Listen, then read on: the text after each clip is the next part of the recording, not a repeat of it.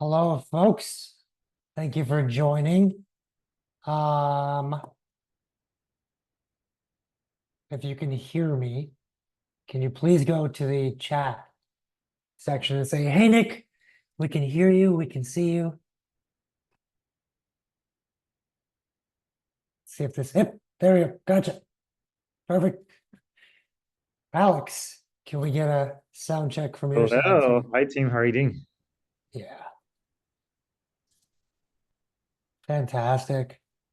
Okay, so some of you have been waiting for as long as 30 minutes, and thank you for that. We're going to have you wait 2 more minutes. We get started at 2:02. And we have gotten started at 2:02 for the last 400 plus webinars in the last 16 years. And there are many other traditions, including if you've never been to a Agital or Exclusive Concepts, our previous name, uh, webinar, then we want you to welcome yourself to the group. Please go to the chat. Tell us who you are, what company you're dialing in from, or you could just tell us where you're dialing in from around the world. That's cool as well, but say hi, please. And then you can make a silent promise to yourself that you will join every webinar from now on, and we will hold you to it in fine print. And we'll see you every 2 weeks. But who's here? I know there's other agencies. You are welcome. Please come on. It's perfectly normal for us. Probably 35% of the people that join are other agencies, and we love sharing these opportunities with you as Cape Town, well. that's pretty far. Yeah. Never been. Actually, super excited to go someday there. Heard a really nice city. What time is it there, by the way? Wow. Okay. Well, it's not too Okay. bad. Well, thanks. Thanks for joining. All right, intro some other people. Where you guys coming in from? Companies, locations.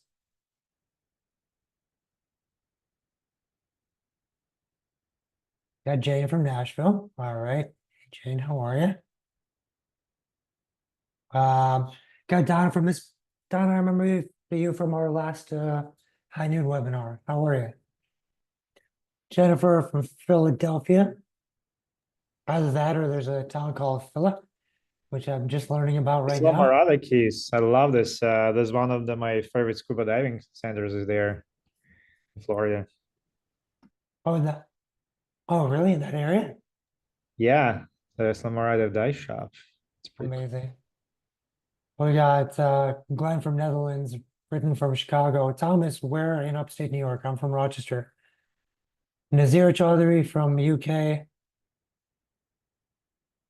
Oh, wow. There's AI assistants as usual. Oh, Donna used to teach scuba. Easy. Watertown. Okay. All right. Oh wow, Donna. I'll get your info next time. Okay, folks, we do need to get started. The thing is, people are going to join really, really quickly now because right now, what's happening is a lot of people are just yelling at their Zoom, and in a few moments they'll be in. But we should get started. So I'll first introduce Agital just a little bit, and then Alex is going to talk pretty much the entire time. But before Alex speaks, um, we had this private summit that we did in January where we invited some of our clients. Many of Google's members came by. We met up in Boston, in Cambridge, actually, Google's Cambridge office. And it was a full day of presentations. Alex gave a presentation. And I went up to Alex right after and I said, that may have been the best presentation I've seen live. So um, he after Don't it's don't been good. oversell it. No. It can't be undersold or oversold. It's been 5-6 months. Started asking whether he was willing to jump onto our webinar series and present this. It's it's a webinar that or it's content that for me help me understand how AI works. And that for me, that was a difficult thing. I didn't entirely understand what was happening behind the scenes of the technology that we are now using and trusting. So that's the main thing that we hope everyone gets out of this. Um, I'll do a quick introduction of Agital. Agital, our promise is a little different from most performance agencies. Most performance agencies are performance agencies. That's the difference. They ask you, what channels do you want to invest in? What's your ad spend? What's your goal? And they hit it. We bookend that experience with two other things. We first come up with holistic strategy. Where should we invest? What channels and what parts of discipline? What are our holistic KPIs on MER, customer lifetime value, target cost per acquisition? And then we execute and we report on those KPIs and we reset that every 90 days. This drives businesses forward. So it's a slightly different type of business. We are what we call an impact agency as opposed to just a performance agency. And all of our ways of thinking are predicated on, let's get a really good strategy for awareness, for non-branded search consideration, for getting past visitors to convert, that's conversion. A lot of channels working together there. Let's get past customers to buy again, that's loyalty. Let's have a strategy for past customers to like and share and review. If we get these 5 centers of excellence, these disciplines, these desired outcomes to get strong and big and bright, the activity level is just firing off. Those activities will spin a virtuous cycle and your business will grow faster because more advocacy means more awareness means more consideration, more advocacy means higher conversion rates. They all just help each other out. So invest in all 5 with these methodologies that help us figure out where to invest. And I covered this framework and these methodologies and our almost 30 years of doing this in a webinar series that I've now hosted over 400 in the last 16 years. I first joined Agital to develop our marketing solutions. We now have 15 marketing channels that we manage, but I oversee a strategy team that handles all the cosmic questions of how do you put together a marketing strategy and hit your holistic KPIs and then break it down by channel and do it right. So with that, I'm actually going to shut up after this, but I want to put this out there. We asked Alex to cover essentially 3 different areas of focus on AI today. The first is the things that have been built, like elements of advertising that have been built that are AI powered. I want to cover how they work and what they are. Then we're going to talk about, well, if all those things are set up, what other settings do you do to make sure that you get performance from those things? And then finally, we're going to look at things a little different. We're going to talk about AI to generate content. And in partnership with Alex, we've created an audit of accounts that we can actually see, are you using these AI features? Are your settings correct? Have you started to use the generative AI stuff? Should you, can you? And we're offering that for free. I'm going to offer a poll at the end where you can say, yes, I want it. But if you don't want to wait till the end, the first 5 people who write to me at nick.rajpal@agital.com, and you have at least 15,000 per month in ad spend, somewhere around there, I'll get a timestamp. I'll take care of next steps, and we will book you for audits next week. It'll be with our VP of paid strategy and myself, and really looking forward to it. And the email address is in the chat now. Alex, please take this microphone away from me. Just talk now and let's get into this. Absolutely. Thank you, Nick. Appreciate it. I'm a little bit myself, more over the decade experience in the digital marketing. That's all performance, also the branding side as well. Now I'm a product lead, sitting between our account management team and the product management team. So helping the agencies such as Agital and top clients to implement best practices from AI perspective, but also our performance products. everything goes there, shopping, search, you name it.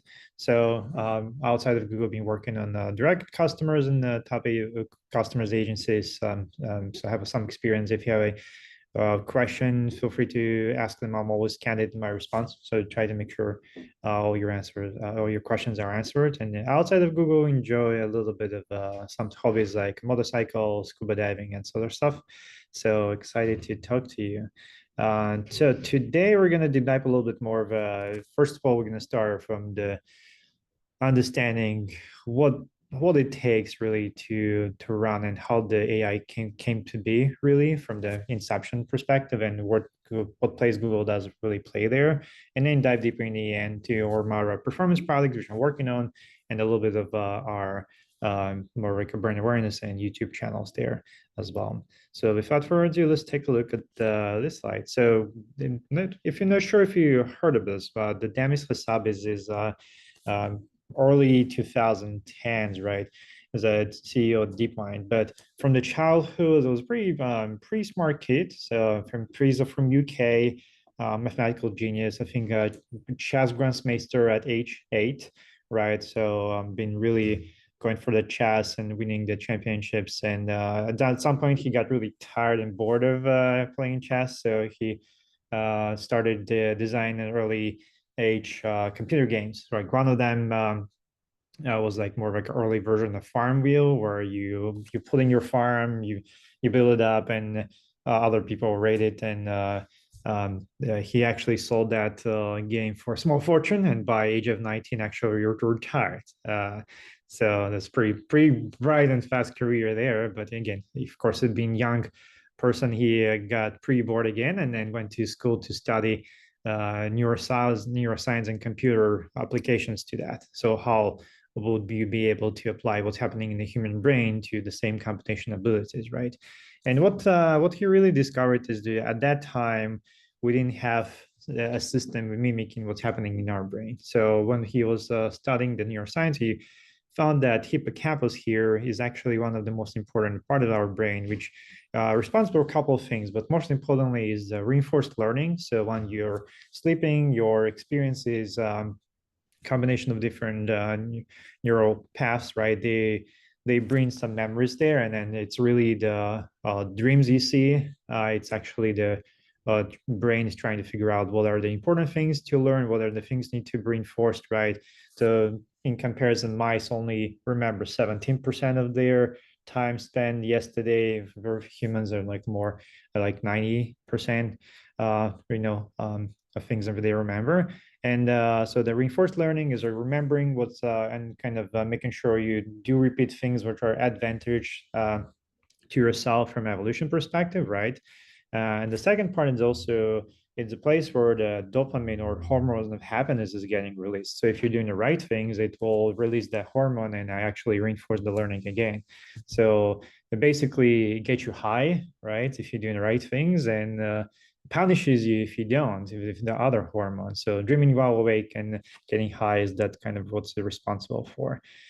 And Demis really took that approach and like, well, how can we build a system which really, there's instead of like thousands of lines of codes with if statements, it just really system kind of learns by itself, right? So he took that approach, and really what it takes is to design the formula, just a really mathematical easy formula.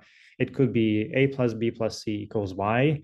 You can do wherever, like any computational mathematical formula there, or maybe language model. It could be anything really. So you have your system, which is basically a formula, right? Think about it, and you have different weights. So you can just how much you want A, how much you want to B, or maybe less C to maximize output of Y. That's pretty much it. So it's not really that complicated, and there's nothing really there in terms of the hard code or predefined paths, right? It's just a formula, you're adjusting the weights, and then you might try to maximize the output.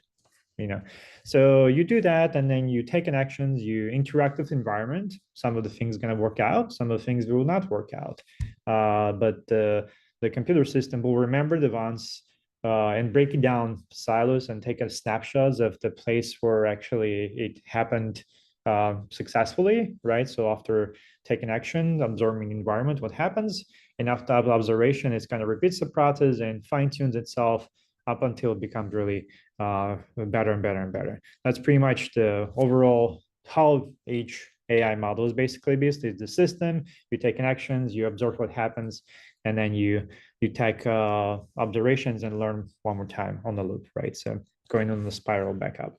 So the team of Demis had took this approach and is like, okay, well, let's test it out in a really simple game. So if you have played this one or seen it before, let me know. But so the first 10 minutes, right? All you can do here is go left and right.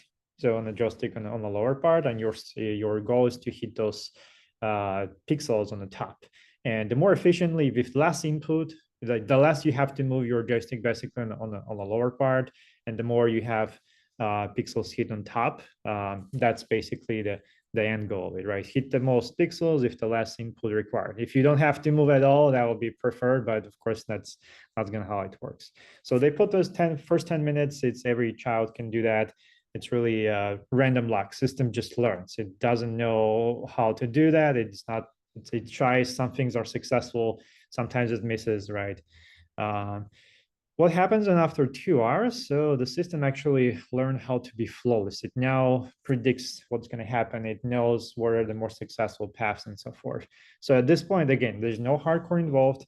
It's just a simple going left and right and try to maximize the number of hitting pixels on top. So at this point, like basically they must have built the first in the world system of AI, which actually learns by itself, right? And, like a simple game, but it's a proof of concept. So they've been pretty stoked, and they went to lunch to celebrate it with his team. And but they actually forgot to pause the system simulation.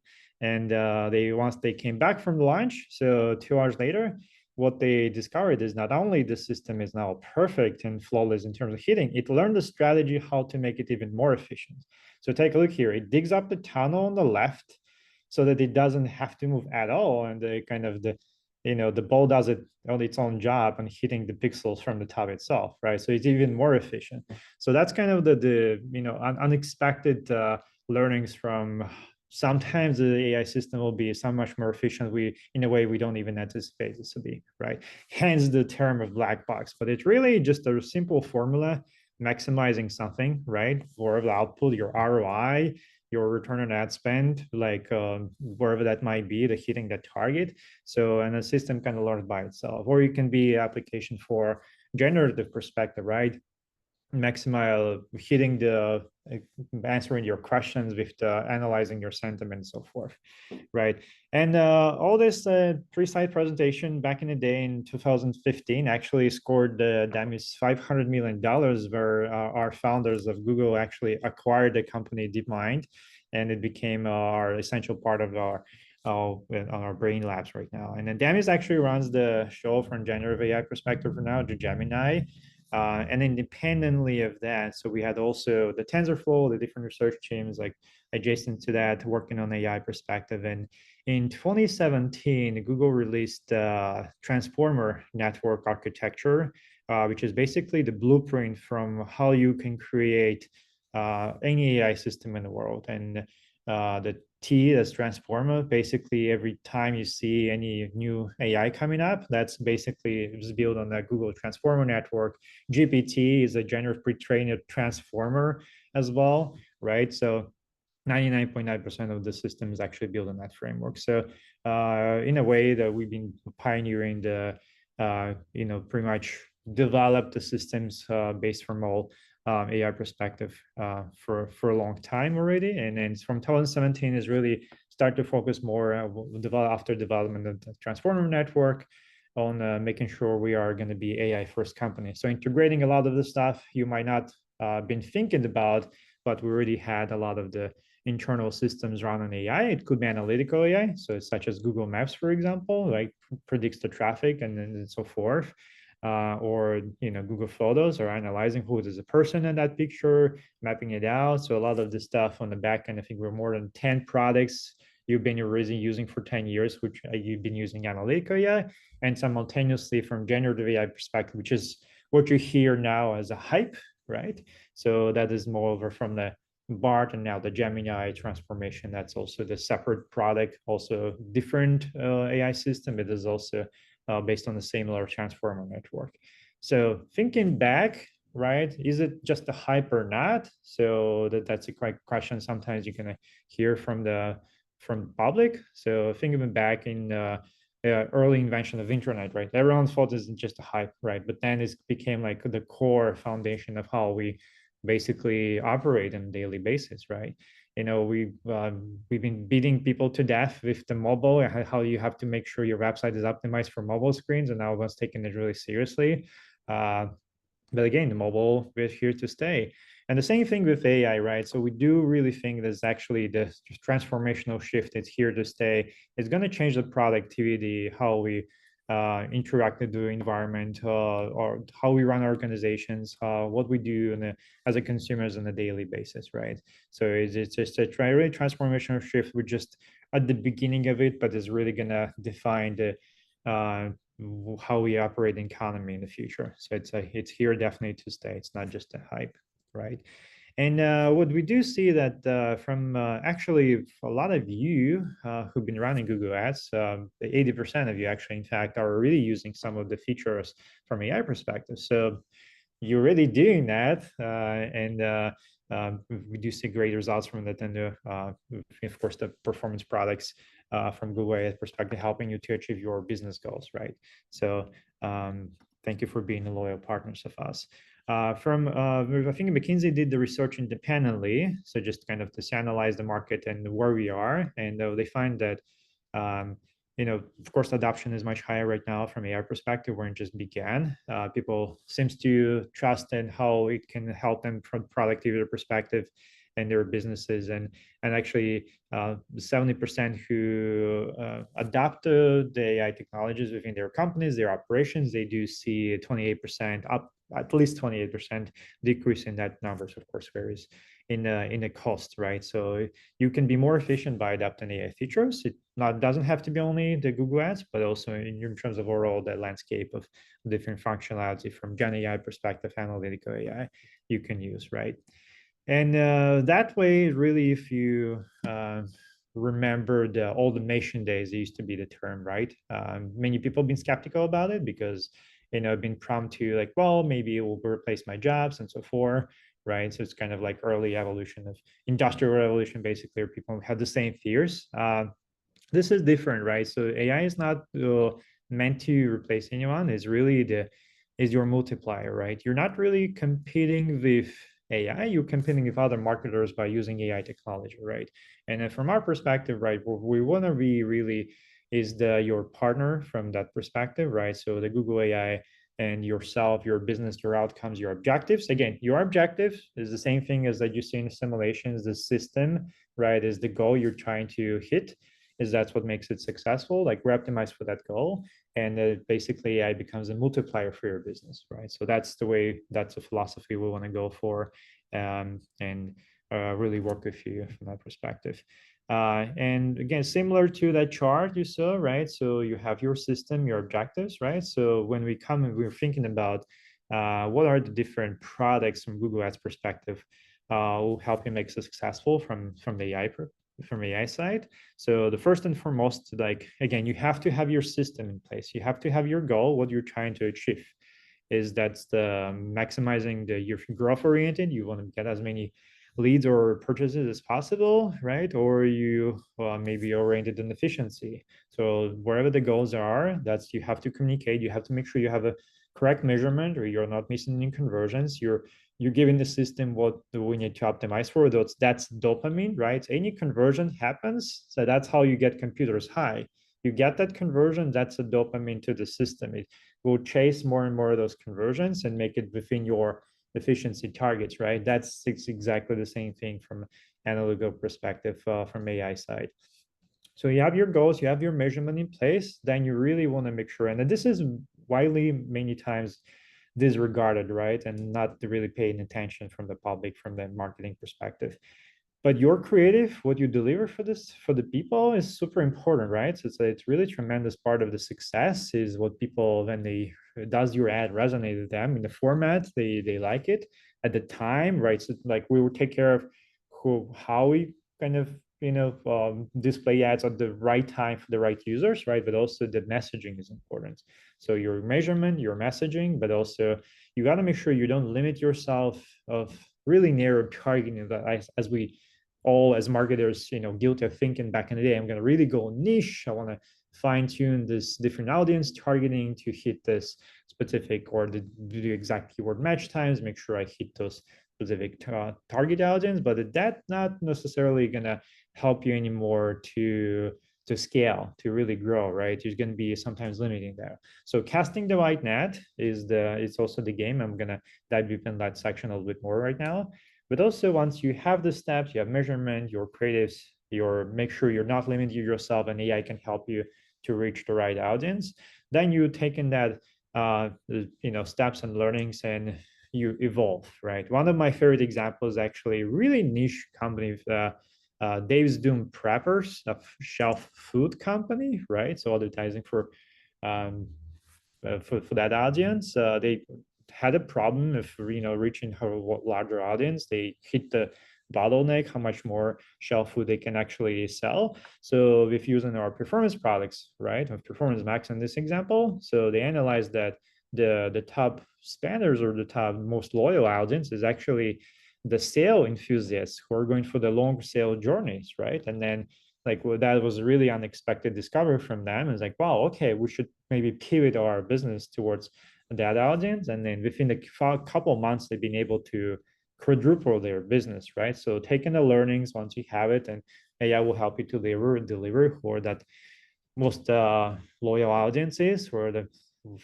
purchases coming from, going to be able to help you to steer your marketing strategy, right? And Agital being a great partner of helping you guys set up that strategy. So definitely make sure you work with them. So that's kind of flywheel of advertising, right? And if you take a look at, okay, what are some products, just to give an examples, right, of the products we're using we're using AI systems in place. And so one of them, like you're gonna hear us doing that PowerPoint spiel a lot, but in essence, this is that third step of making sure you don't limit yourself, casting the wide net, right? So from the search perspective, we're the historically been the most profitable, I guess, the niche for marketers, like the most where performance been happening. So make sure you don't limit yourself, and that's where the broad match is going to help you to cast the wide net, right? And then from performance from outside of search side is the Performance Max going to make sure you follow those people. You also find the most profitable segments and audiences outside of that core search network, right? So that's why together they're like more like a power pair, because like basically covering the entire the web. So wherever the people are, you can be able to find them, and we do see actually great uplifts for those two strategies as well. Nick, you have any questions so far from the team, or how are we feeling? Let's just take a pulse check for now. Yeah, that's a great question. People have been writing in about the audit, so that's been helpful. I can see that there's interest there. Um, any quick pulse in the chat, guys? How are you feeling about this so far? We're diving into the meat. Donna, I don't think I can actually let you speak, but if you could text or chat in the chat side, that'd be great. Maybe we can bring down as a speaker next time. Yeah, I know, seriously. Actually, we've never tried this before, guys. Donna, I'm gonna give you a quick. That's really good info. Perfect. Awesome. I Awesome. appreciate it. Yeah. So diving deep a little bit more on the performance product. Again, you guys tried broad match for a really long time. What sets it apart now is that infusion of generative AI perspective, right? Over the last few years, I think we had like 50,000 improvements on like actually matching technology itself and the broad match on the backend side. So it's infused with the Gen AI ability to understand the sentiment and actually intent, more importantly, behind what the people are typing to, right? Because it's really hard to sometimes clear up is that a relevant query or not, if it matches, this syntactically what people are typing to. So now the broad match and actually with other keywords are more semantic search, right? From 2017 with evolution of AI. So it matches by meaning. So back in the day, you could have mistakenly matched broad match for if you were advertising, treating your home without a vet, right? So it could have matched for treats for pets, which is completely not related, right? So with understanding what exactly you're trying to do, what are the you're searching for, now it doesn't do that. So, but you could actually expand your search for relevant queries which you might not exactly type, right? So treating your pet at home, right, also could be matching to treating your pet without the vet, because that's basically the similar services you're looking for. So with that evolution and the matching improvement of technology on the broad match, the backend side is much more accurate right now. And actually we see that upgrading from exact match to broad match right now with combination of smart bidding. So make sure that you're using the analytical smart bidding technology, right, from AI side to find the right users. But upgrading from exact to broad, it actually yields 35% more conversions, right? So the huge increase, that's like, if you're within your efficiency targets, that's 35% of revenue you're leaving on the table if you're not upgrading. And kind of the other things here, the people usually go crazy about this slide, right? So I'll make sure you take a quick look here. The other signals on the back end from the matching technology side and broad match have been infused to actually make it more accurate, right? So some of the things to call out here. So broad match now is using the landing page of you to basically scanning your content before it matches the query. So before showing your ads on the query, it's like, okay, yeah, sure, analyzing intent. Is it matching what people are generally looking for your services or not? Great, right? Smart Bing will help you to optimize, is the person really want to convert or not? So make sure you use Smart Bing with broad match. But then it's like, hey, does your content of your landing page actually matches what people are looking for? Because we don't want to have a great ad, but poor experience on landing page and people not converting and dropping too. So because that's also the part of quality score, as you remember, right? But also it's also analyzes and scans the other keywords in your other match types in your ad group, right? So hence makes sense to put them all together in one ad group. So just make sure it scans it and like does it matches overall the theme of this query to other keywords, I'm on the right path or not, and then other previous searches of the person, right? So all that stuff is not available, that all those signals are not part of the exact interface. So some of the things in your user location to make it more accurate. Are you moving from Boston to Chicago or vice versa? It's really important. Like if I'm Boston, I'm going to Chicago, that makes sense to display the ads from based on Boston will help you get there. So it also makes it a little more accurate from that matching perspective, right? So that on the search side, it covers you basically entirely of the things you might have missed, right? So that's and makes some of the improvements, as you saw, make it more accurate. On the outside of Google, right? So if you want to also reach the same people who like to convert with your services or your products, the performance max is going to help. There are different flavors of it. This is the stat of on the lead gen side, right? It's even higher performance on the retail, but the people who do use performance max in addition to their search campaigns, they do see increase in 18% more conversions for the similar cost per acquisition, right? So it really helps you to find the same people as they leave Google search, which is only spend 5% of the time searching for something, which is 5% searching, it's crazy number as well, but still 95% of the time they're somewhere there in the internet. So in the good performance max, basically going to help you to find the users wherever they go outside of the search, right? And by cohesively doing that, instead of you trying to do different campaign types and in hopes you're hitting the same people, Performance Max does that for you, right? You have that analytical AI perspective, basically knowing where the user goes from one website to other platform and another to make sure it hits them in the right spot and the right time where they actually can more incentivized to actually convert with you. Other thing not to disregard, but a lot of people like to do cost per acquisition targeting. Like this is how much I want to pay for acquisition, which is absolutely fine. And especially if you don't have a diversified portfolio of products, you have like one service or subscription client product, right? So it's totally fine. However, if you do have price point difference and the different users might be worth different, amount of money on the end of the deal for you, right? It makes sense to actually pass down that information to Google Ads, and it will help the value-based bidding system from AI technology to actually bid differently for different users. So if you see, based on your data, if you're passing back that that person is more likely to convert, but also they're like their size of the basket is higher, right? Or based on your offline conversion data, they're more likely to yield higher deal for you, right? So that system is actually value-based bidding strategies will help you to be more efficient. Is actually switching for differentiating customers based on the value, how much they provide to your business. It could be estimated value. It doesn't have to be a specific number as long as the differentiation is different, right? Then the value-based bidding is a 14% more efficient from comparing to cost per acquisition strategies, for example. So take a look at that one.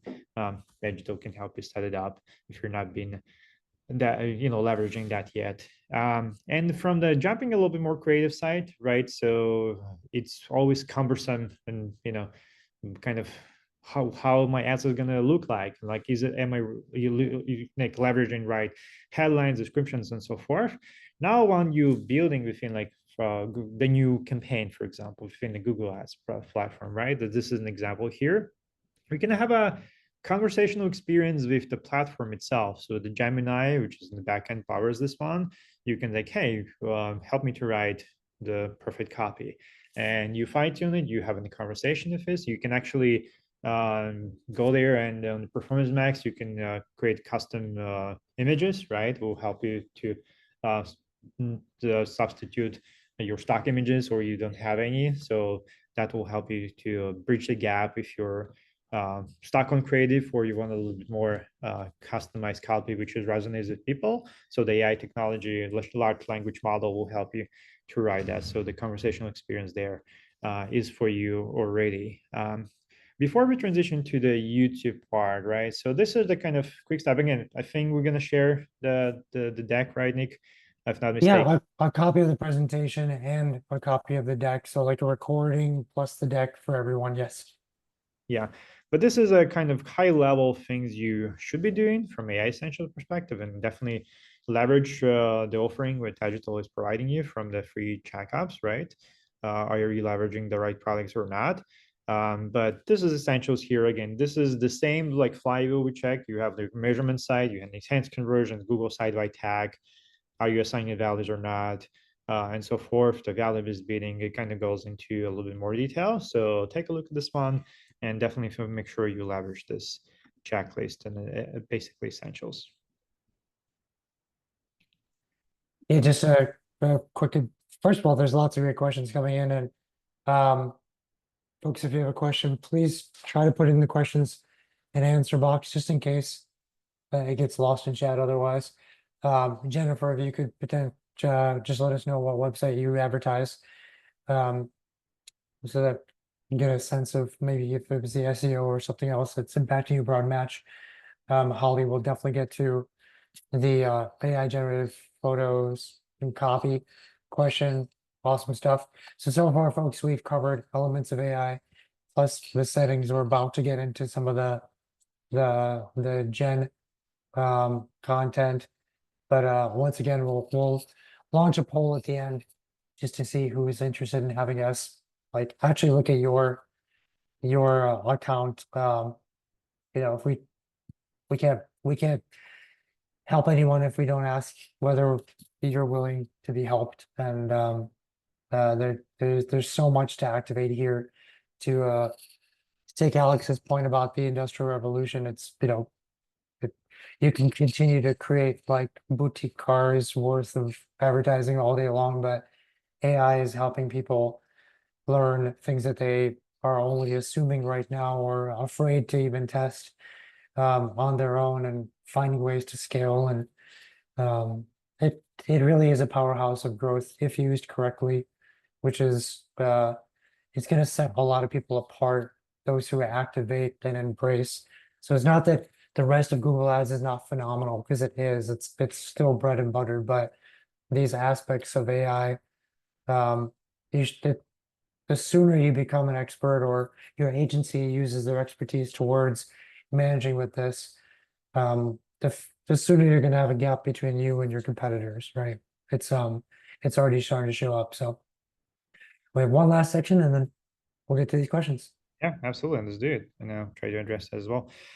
So that from the performance side, right, and then, but also that covers the, I guess, the more historically what we thought, and still are, right, the bread and butter, basically performance marketing, right, your search, your, and then like well, performance side of the performance max kind of like this display, YouTube, discovery ads, like outside of that framework, right? Basically 99% of the internet you can be appearing and more efficiently with the performance max and the broad match on the search side.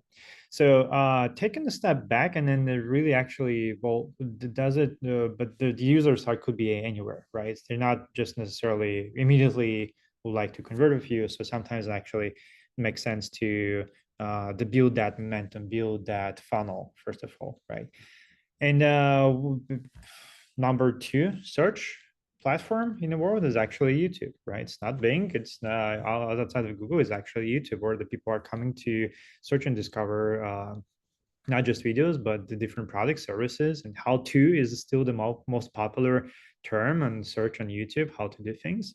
So 700 million hours of YouTube content is actually on a TV we watch daily, right? So it's in crazy number of billions. I don't even remember the latest stats of like overall YouTube watch time, but we do see also evolution of consumption exploding into different formats. So not just within the mobile, but also on the TV screens. And a lot of this stuff is going to dive a little bit more of a on the connected TVs, right? How users are engaging with our YouTube solutions and YouTube platforms.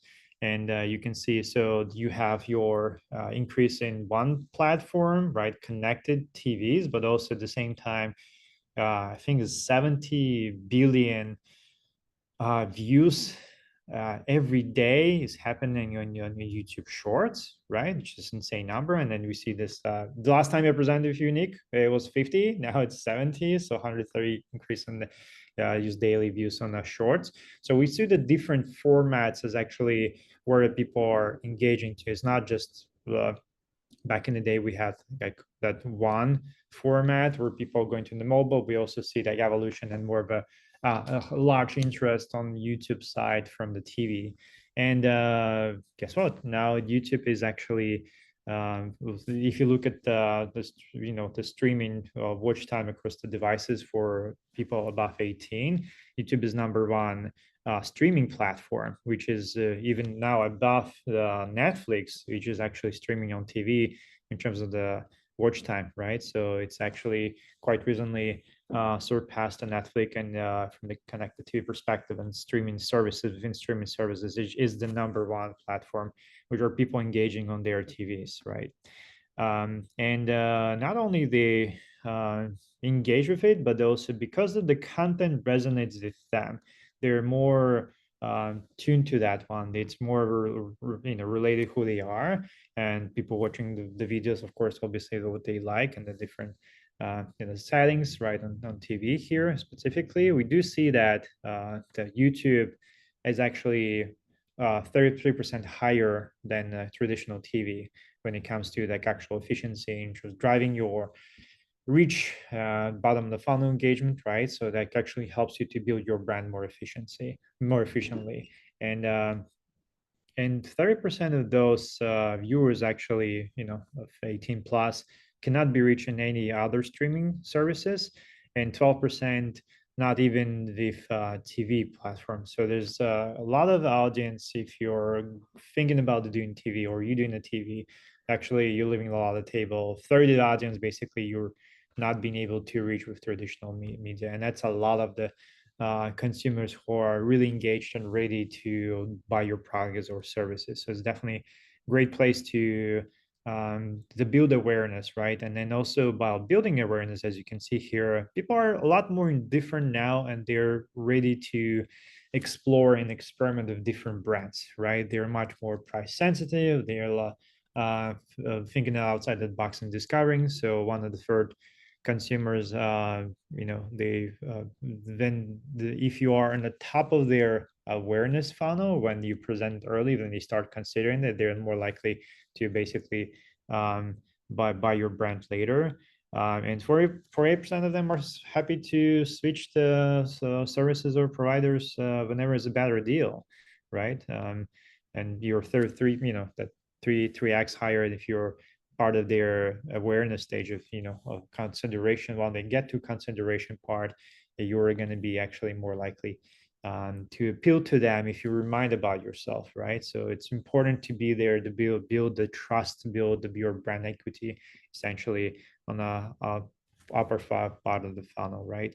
So that's why like on overall scale, if you're advertising on like on focus on the longer term impact, you're leveraging full funnel solution, right? You're like 80% more likely to build that brand equity like more efficiently in the way of actually how it's going to play with your the bottom funnel. So you're like more likely to have a better ROAS perspective. So like 80% more return on ad spend if you're actually visible across these different journeys, right? Not just within that like really niche narrow marketing, because you can be limited there.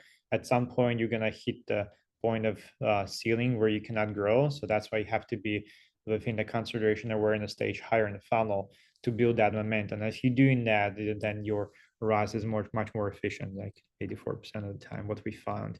And YouTube, the branding, right? If you're engaging on with the branding side, so it actually, in addition to overall metrics that you're looking for from building your brand, reaching unique users, building that trust and audience outside, is also, it's kind of has a halo effect. It all helps you to be more efficient within your search campaign. So we do see that by virtue of just doing at the same time your YouTube campaigns on brand side, you're actually fueling that 8% more increase in conversions on the search side just by virtue of doing that, because people hear you and they start discovering, they start trusting you, and then a lot of them are taking that immediate action.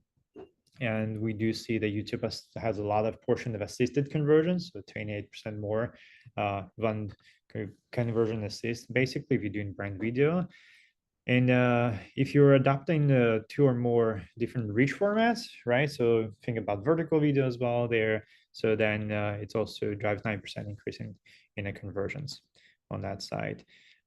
This is the quick view, and I'll go a little quickly here, but we have different solutions here. So the video reach campaigns is like if you're tailored for how many unique users you want to reach to build that the momentum there, but also all the way down to the buying stage and consideration. So we have different solutions, and a lot of them actually for like in terms of the penetration, you can go from just regular YouTube from mobile to desktop, but also we have a lot of services on the TV, which are pretty popular. So video reach campaigns is the set solution, and Google AI actually which runs on the back end will help you to find the right users to get you most in return for your investment from the branding side.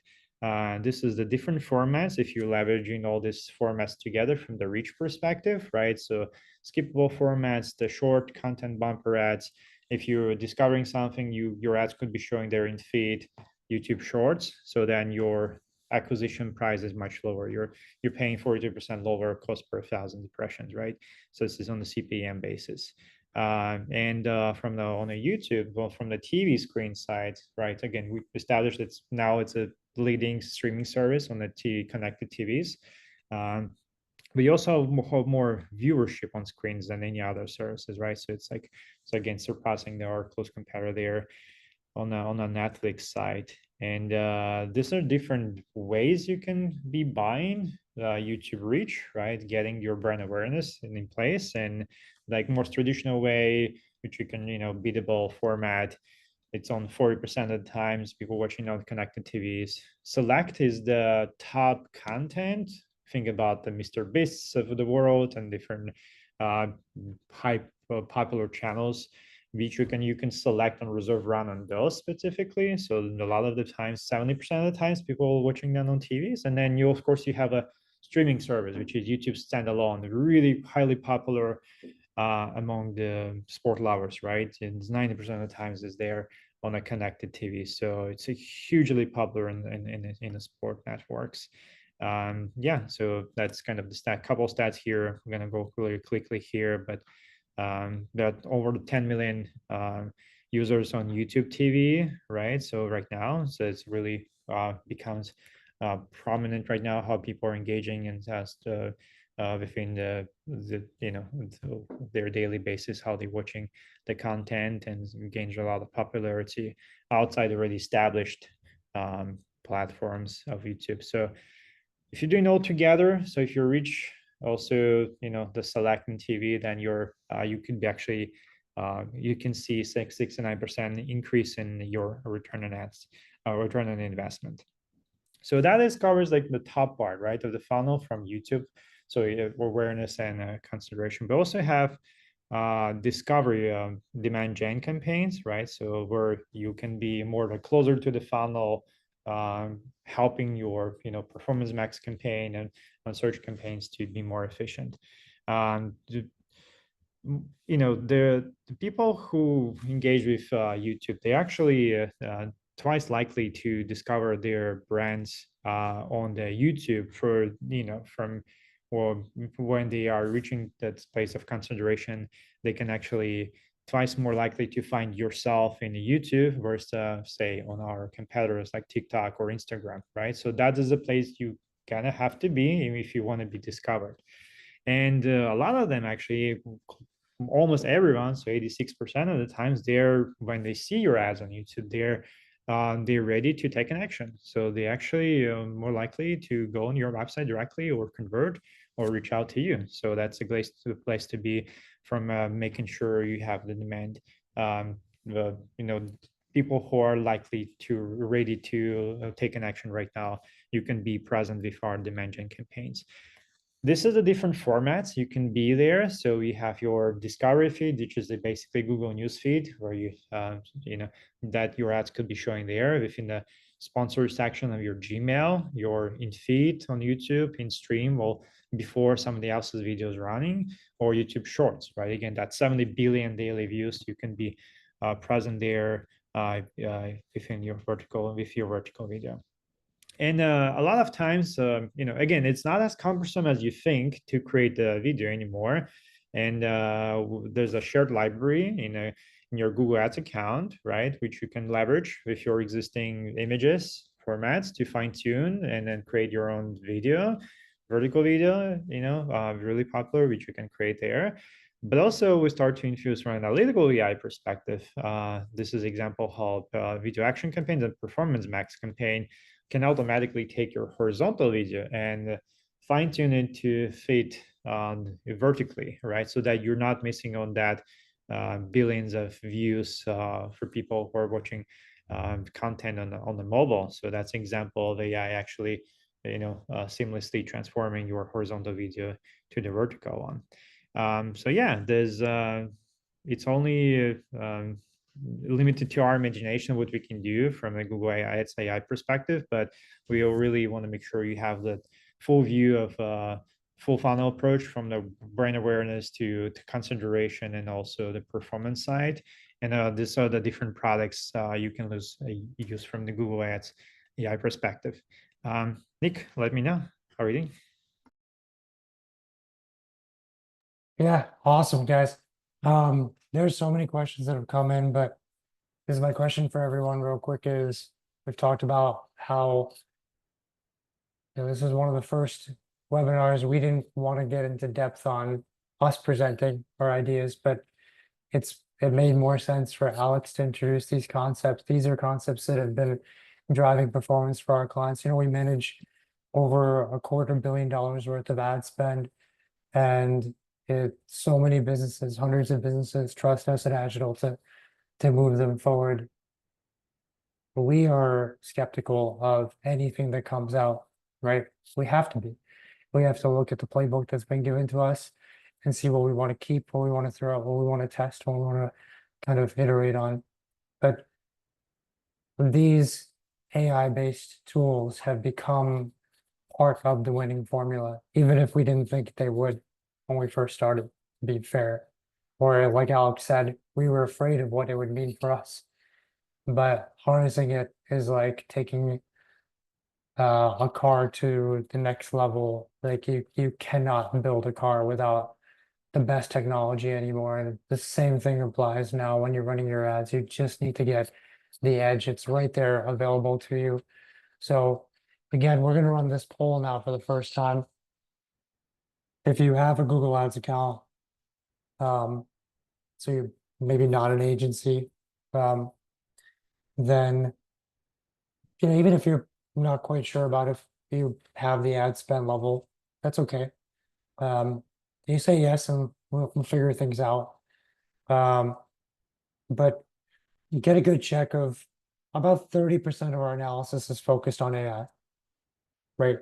The 70% is focused not on using the phrase AI. There'll be components of what we look at that have AI implications, but with the type of approach that we bring our playbook for Google Ads, we're looking more for as much opportunity as possible. So we won't miss out on the future, but we also want to make sure the crux of what you're doing is done correctly. We've had the honor of working with Google from the beginning. In 2009, we reached out to Google and said, hey, it'd be nice if you guys worked closer with agencies. We'd absolutely love it. Can we start a partner program? And we gathered 3 other agencies and we formed the first 4 partners in Google's partner program. And now every agency on the planet is part of Google's partner program pretty much. But we still get, I would say, some perks, and major perk is the people that we work with are phenomenal. So just putting that into context. Letting people answer that question, and in the meanwhile, give the easy stuff. Christopher, he said, can we get a copy of the slides for the presentation? Everyone's going to get a copy of the slides and a recording. Yes, absolutely.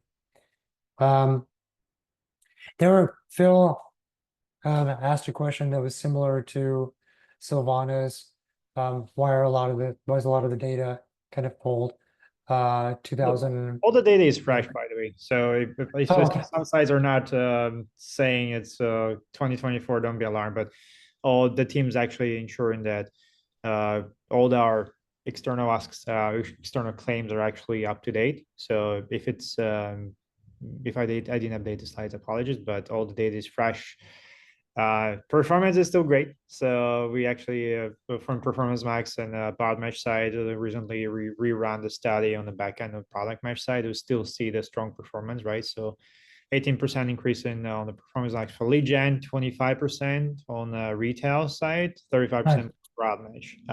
The couple of questions there for Broad Mesh. Again, there's some sensitive verticals, right? You can be careful with negative keywords. Still the place if you want to fine tune the strategy, right? Because again, nothing is still perfect. You gotta do the inputs are more important to you. What you're putting, the better your outcome is gonna be. So conversion actions, right? Working on making sure your conversions are relevant, right? If you can do, you can bring the data from outside of Google, your offline conversion tracking, that's even better for, especially for some sort of sensitive vertical stuff. You have the ability to train the machine to become more and more efficient. Definitely use the smart bidding on top of broad mesh to make sure the relevance increase and to work on with that realm perspective. Like again, all the fresh data. Amazing. Yeah, where else is there? Thanks for letting us know that. I was under Absolutely. the impression that these are like one-time analyses done just to No, they verify do that. refresh it because you Yep. can't you can't use the same information for 10 years without refreshing that. So Yes, it is, the team is whenever done the first time, but then the annually basis, they are making sure you still have the same uplifts. Yeah. And if fantastic. sometimes it changes, but yeah. Okay, Okay. let's see. Did you see the 70% of AI adopters that did you Yeah, just I think look? it's a McKinsey study, but it's just a more overall for sure for you guys to show, right? And some people are more effective in using AI than others, right? It depends on your organization. I do see companies are getting rid of content creators and they're relying on more AI generative content, but then they have to hire the fact checkers to make sure the content is relevant, right? So I don't know on you can actually train AI models now on your data, on your particular data. So that is a really good application for service, like customer service. If you have that, feature on your website or within your how you respond to ongoing customer queries, right? You can basically train it on your data, so that is much more accurate. Because of course, there's some limitations of when you train the data on entire the web, right? So that's why the prompt engineering is important. So you can actually uh, the fine tune that this if you're interacting with Gemini or even our competitor ChatGPT, you can fine tune the query. You can say, hey, act like marketer or CMO with the goal to increase my ROI by 200%, and this is the data what you have, and it will help you to be much more accurate. So if you're not getting your response immediately, try to fine tune your queries. And in terms of actual performance, your again, that goal is super important, your measurement is super important. So once you get that nailed down, that system will take care of itself, help you to get the right customers. So, but of course, there's definitely challenges, and that's why we have a job as a marketers to solve them. Yeah. Anything else I'm missing? Let me know. No, I don't think so. I mean, it's just because 70% are seeing a lift and 30% are not, doesn't mean that everyone's using AI correctly, right? So there's always this it's And this 70% is, is by the way, still this is not overwhelming. related to ads, right? This is like entirely of the basically it could be in HR, it could be in financing, the way banks are, And saying if you have to give a mortgage or not. So this is the McKinsey studies outside of like basically for all universe of the economy. Yeah. So it's not specifically related to ads, just to clarify. That's awesome. Um, Great, folks. I know we're just up at time. Hopefully this was helpful, helps you see things in a different way. I know just having you cover this again, Alex, for me, has been really helpful. I think we live in this every day and trust it every day, but to understand it is a very different thing. So thank you, sir. And thank you, folks, for taking time with us on a Thursday, which we always do these on Wednesdays. Yesterday was Juneteenth. So thank you for taking time on a Thursday, and we'll see you in a couple weeks. Thanks, Thank you. everyone. Very nice to meet you. Good to see you.